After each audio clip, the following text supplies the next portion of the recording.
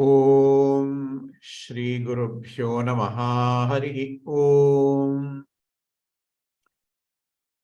Shuklam Baradaram Vishnum Shashivarnam Chaturbhujam Prasannavadanam Dhyayet Sarva Vighnum Pashantaye Gurur Brahma Gurur Vishnur Gurur Devo Maheshwaraha Guru Sakshat Param Brahma Tasmai Shri Gurave Namaha Gurave Sarvalokanam Vishaje Bhavaroginam Nidhaye Sarva Vidyanam Shri Dakshinamurtaye Namaha Shruti Smriti Purananam Alayam Karunalayam Namami Bhagavad Pada Shankaram Loka Shankaram Apara Karuna Sindhum Jnanadam Shantarupinam Shri Chandrasekhara Gurum Pranamami Mudanvaham Parityajya Maunam Vadhadasthitin cha Vrajan Bharatasya Pradeshat Pradesham Madhusyandi Vacha Janan Dharma Marge Nayan Shri Jayendro Gururbati Chitte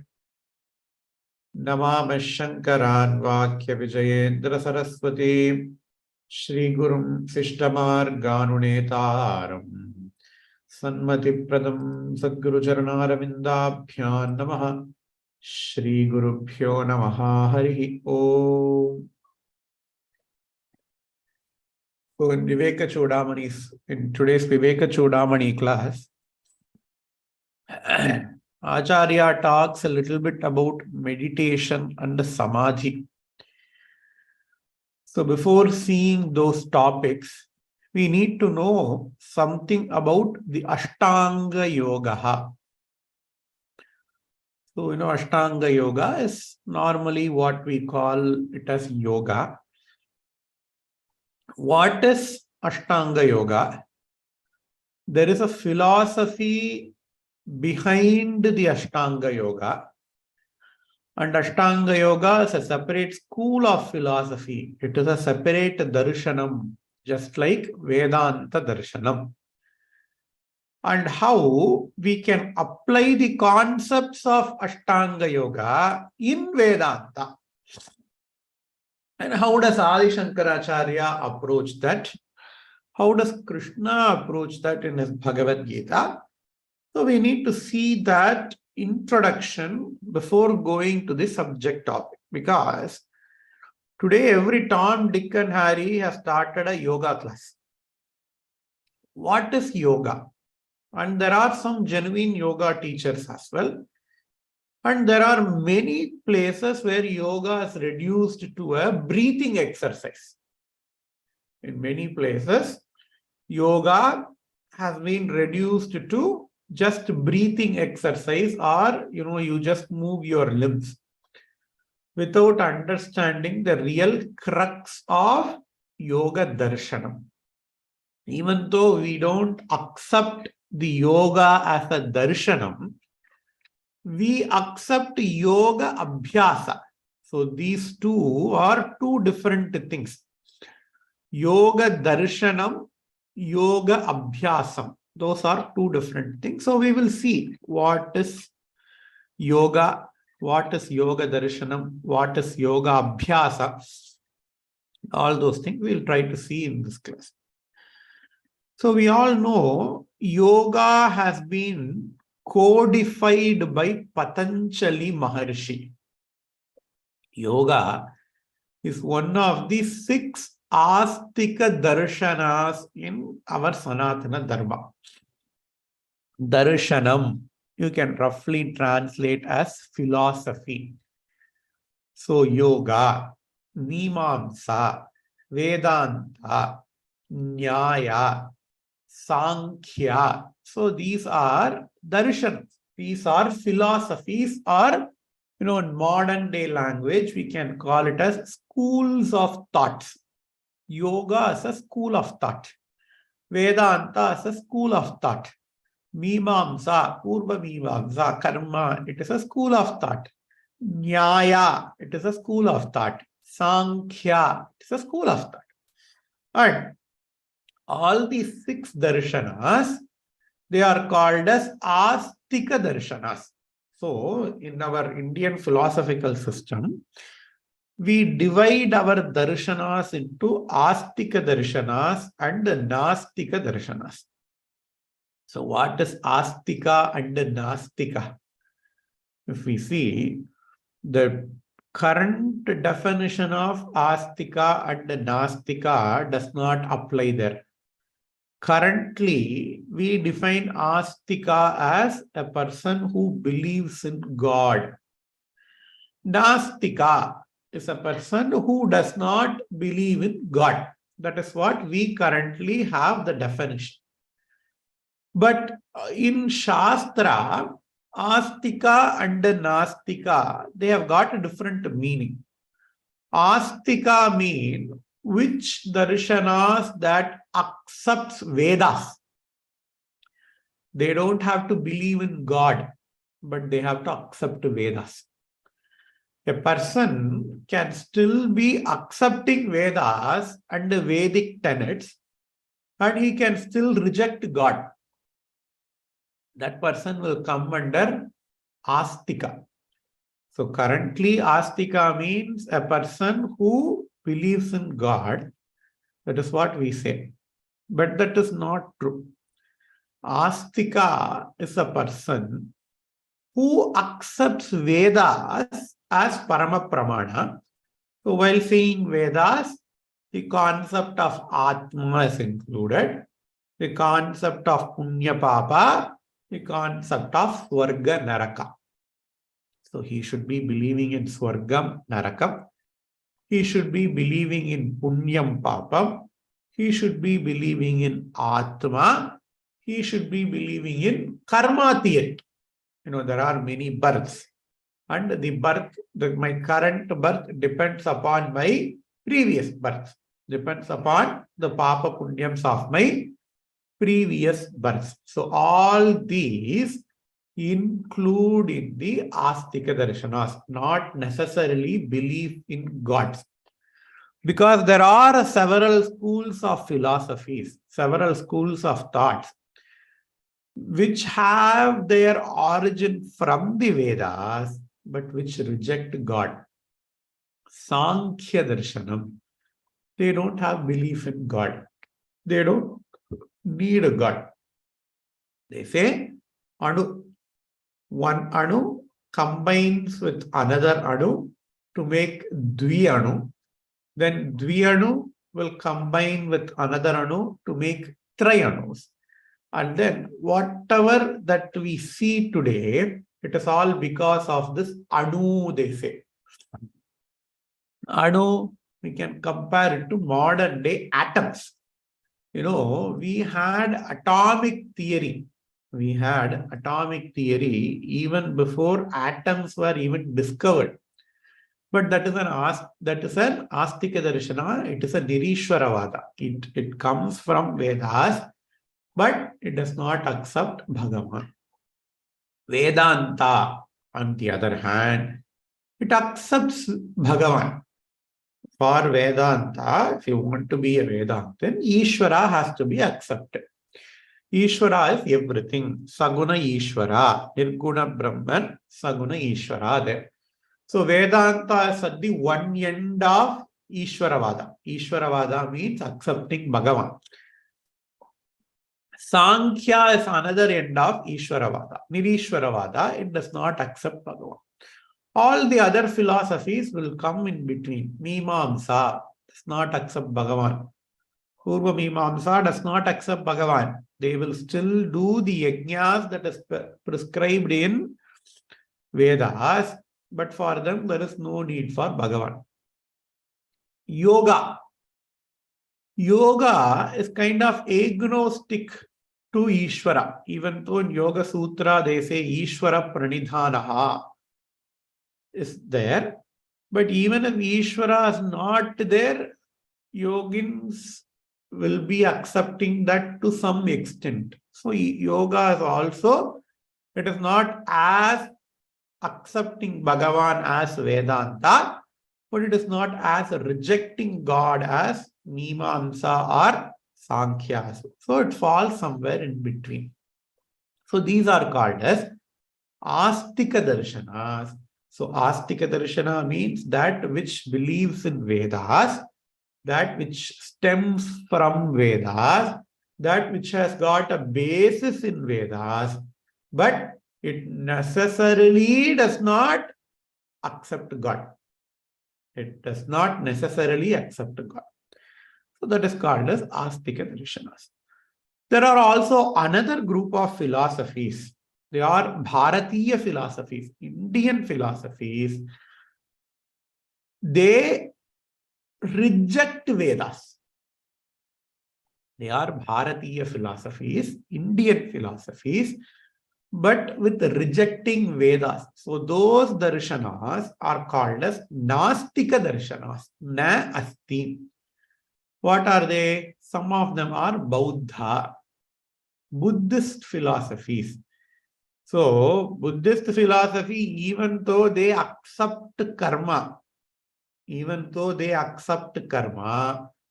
accept punyam, they accept papam. To some extent, they accept Atma, they accept rebirth, but they don't accept Vedas. Because of time, right? So you have an organization, as time progresses, the way the teaching and learning happens, it all leads to different schools of philosophies. And this Buddhist philosophy, they are so moved away from Vedas. So they accept some concepts in Vedas. Every Bharatiya philosophies will accept some concepts in Vedas. Nobody has invented anything new. But they just won't give credit to Vedas. So Buddhism is a Nastika philosophy. They don't accept Vedas per se. Jainism, Shramana, that is again a Indian school of thought. Samana Madham abimba, Jainism. It is an Indian school of thought. Rishabhadeva, etc., they all are mentioned in Srimad Bhagavatam. Rishabhadeva is the first Tirthangara, Jain Tirthangara. And Srimad Bhagavatam would say Rishabhadeva, he is an avatara of Bhagavan Vishnu. Everything is there. But the teaching has moved away from Vedas so much, even though they accept Atma, even though they accept Punyam, even though they accept Papam, they don't accept Vedas per se. They don't accept everything that is said in the Vedas. So they are the Nastika philosophy. And then there comes the Charvaka Madam. Charvaka Madam is the materialistic philosophy.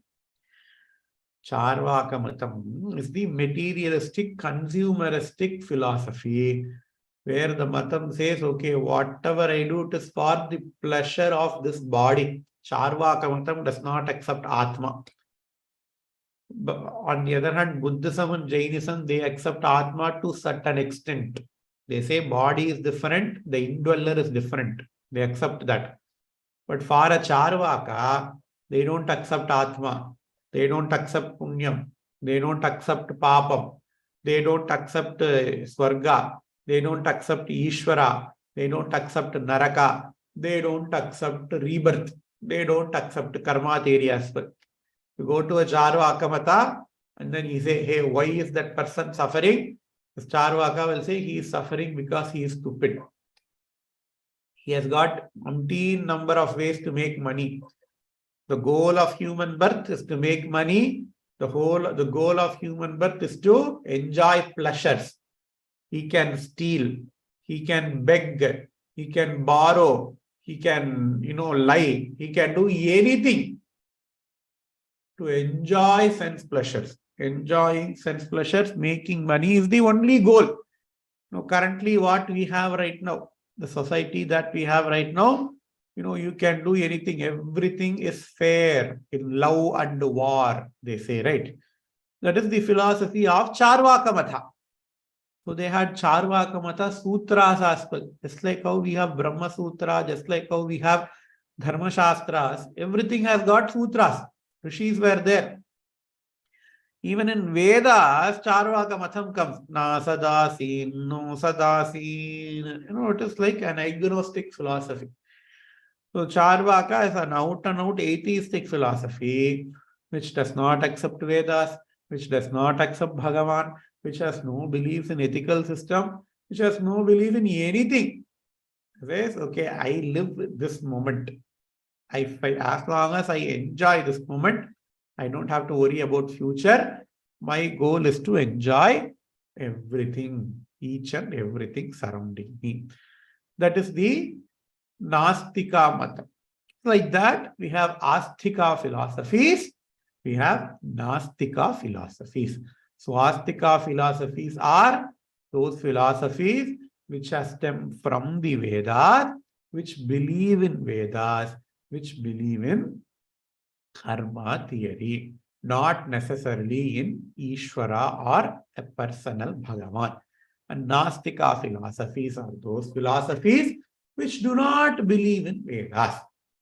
Even though some of the concepts are borrowed from Vedas, they don't give full credit to Vedas. They don't believe Vedas completely as a whole.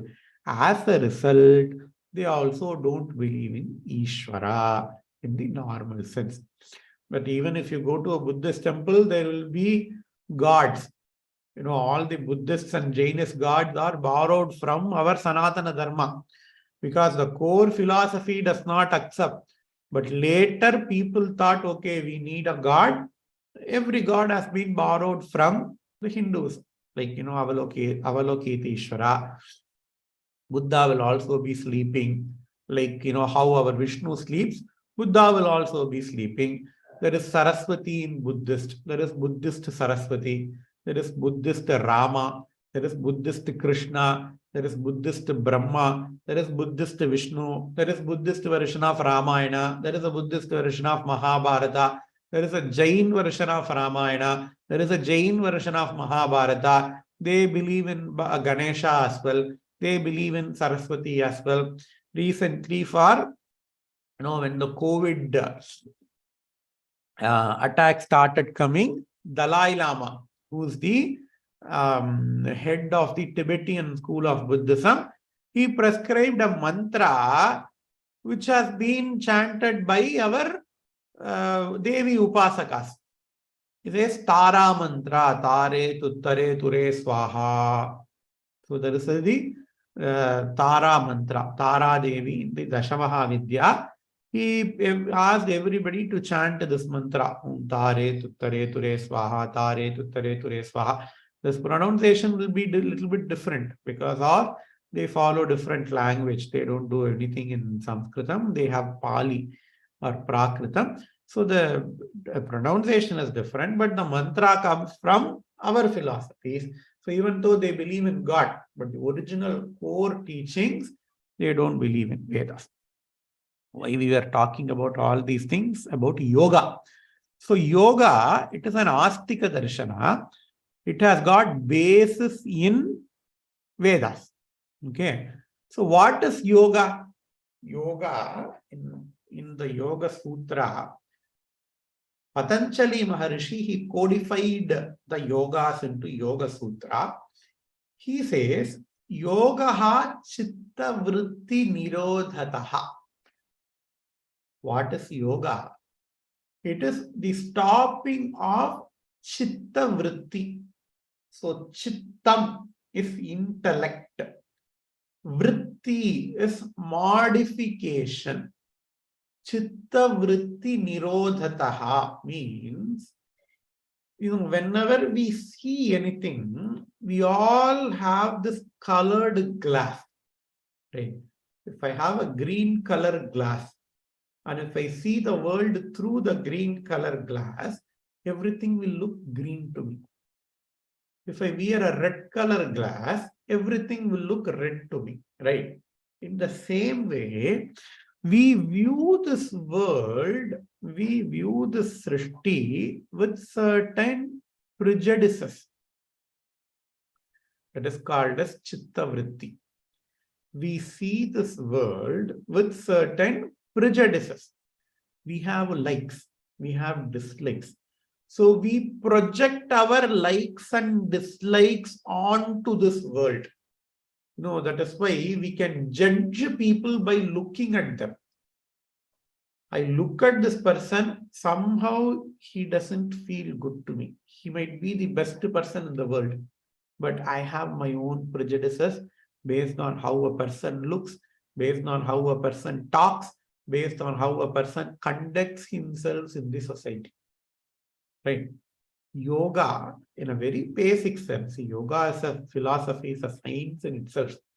I cannot claim to be a master in yoga, but just to give you an idea, these are called as chitta vrittis. These prejudices are called as chitta vritti. Yoga practice removes that chitta vritti. Yogascha chitta vritti nirodhataha, says Yoga Sutra. This yoga is divided into 8 limbs. 8 limbs are Ashtanga Yoga. Remember, we don't subscribe to the core yoga as philosophy, but yoga as a technique we should follow, says Adi Shankaracharya. So we did not go into the core yoga philosophy, but yoga as a practice we still need to follow. How? Ayurveda is there. Ayurveda is there. Modern medicine is there. Scientifically, modern medicine is a proven one. Scientifically, modern medicine is a proven one. Some of the concepts in Ayurveda, the modern medicine does not accept. Like, for example, trigunas, vadam, pittam, kapam. Modern medicine will not accept that. How much ever research you do, modern medicine is not going to accept these trigunas, vadam, pittam, kapam. Because modern medicine say there is no molecular basis for these trigunas. That being said, it does not mean modern medicine does not accept the medicines of Ayurveda. Modern medicine does not accept the philosophy of Ayurveda, but modern medicine accepts the medicines of Ayurveda. If you have problem with your liver, allopathic doctors do not have any problem in prescribing Li52 for you. Li52, LIV52. It is a concoction of Ayurvedic herbs. If you have jaundice, doctors say, okay, modern medicine does not work, take Liv52. It is a concoction of Ayurvedic medicine. It will help you to feel better. Many modern medicines are actually derived from Ayurvedic medicines. So they accept Ayurveda as a practice while rejecting Ayurveda as a philosophy, as a theory. In the same way, we accept yoga as a practice. So this Ashtanga Yoga, this 8 limbs we accept, but we may not necessarily agree with yoga as a philosophy. So that distinction we need to be very, very clear. Okay. So what are the 8 limbs? What are the Ashtangas of yoga? They are Yama, Niyama, Asana, Pranayama, Pratyahara, Dharana, Dhyana, Samadhi. These are the 8 aspects of yoga. Yama and Niyama. These are the do's and don'ts. Yama and Niyama. These are the do's and don'ts of yoga. Ahimsa, Satyam, Asteyam, Brahmacharyam, Aparigraham. These are the yamas. Ahimsa, you should not harm any other living being. Satyam, you should not lie. You should always speak the truth. Asteyam, you should not steal something which do not belong to you. Brahmacharyam, having a righteous life. Aparigraham, do not be a hoarder. These are the 5 yamas. don'ts. Then what should I do?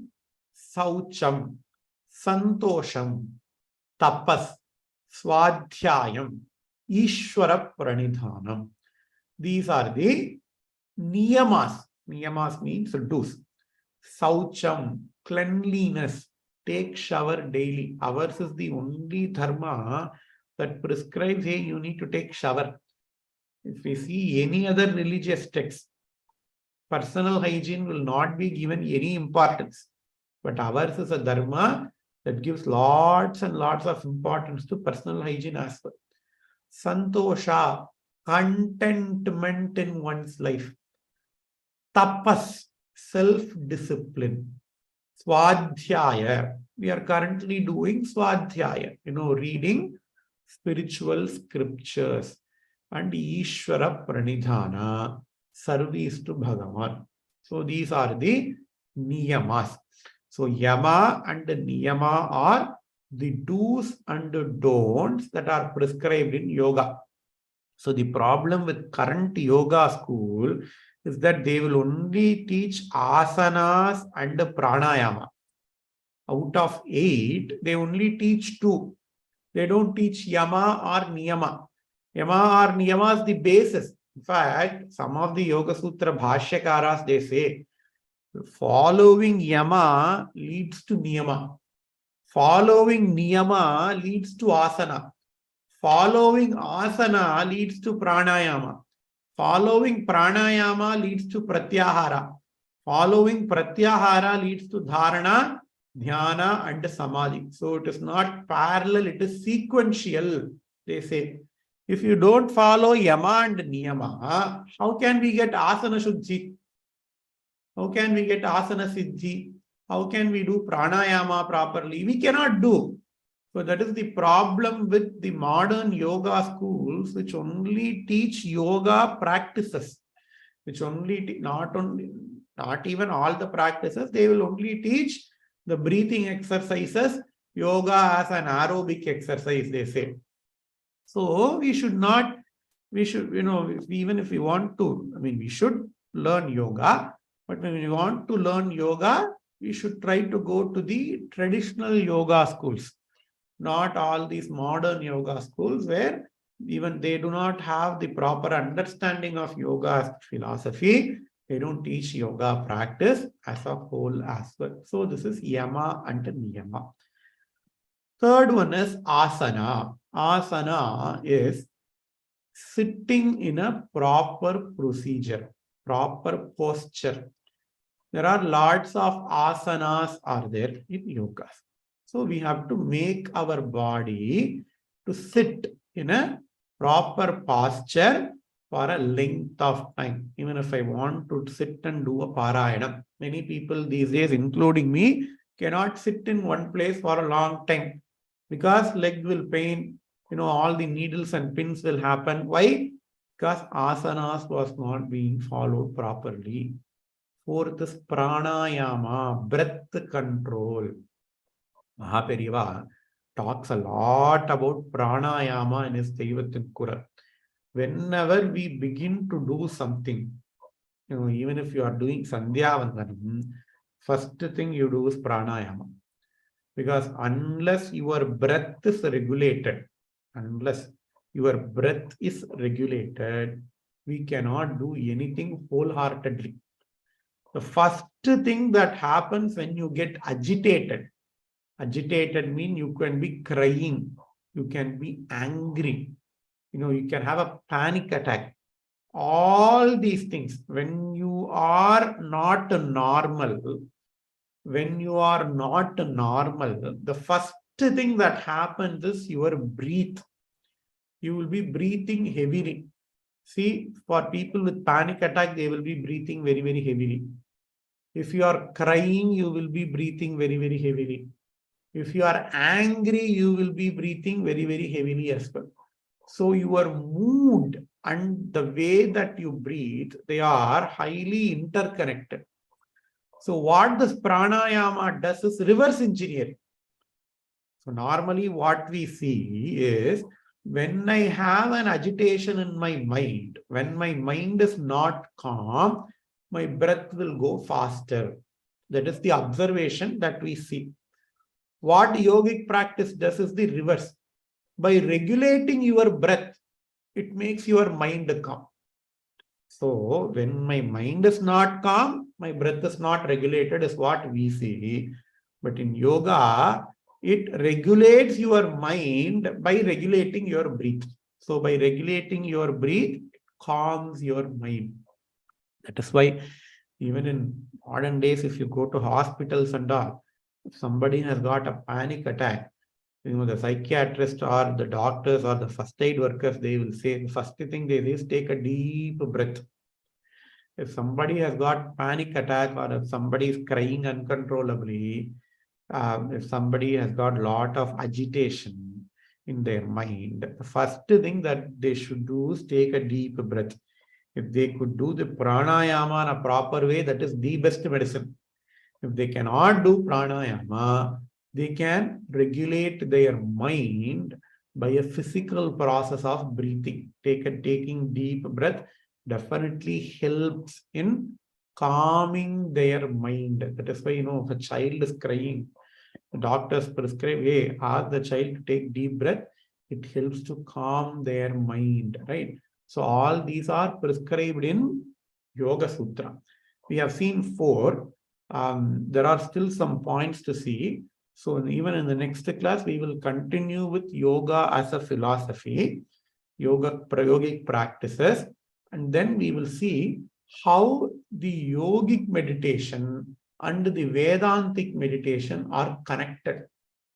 Because even in Vedanta, dhyana comes. Even in Vedanta, samadhi comes. Because Acharya is going to talk about dhyana and samadhi in Viveka Chudamani, I thought I should give you an introduction to yoga. So we will continue our introduction to yoga in the next class. And then we will continue with dhyana and samadhi from Viveka Chudamani. Om Purnamadah Purnamidam Purnat Purnamudachyate Purnasya Purnamadaya Purnamevavasishyate. Om Shanti Shanti Shanti. Shri Gurubhyo Namaha.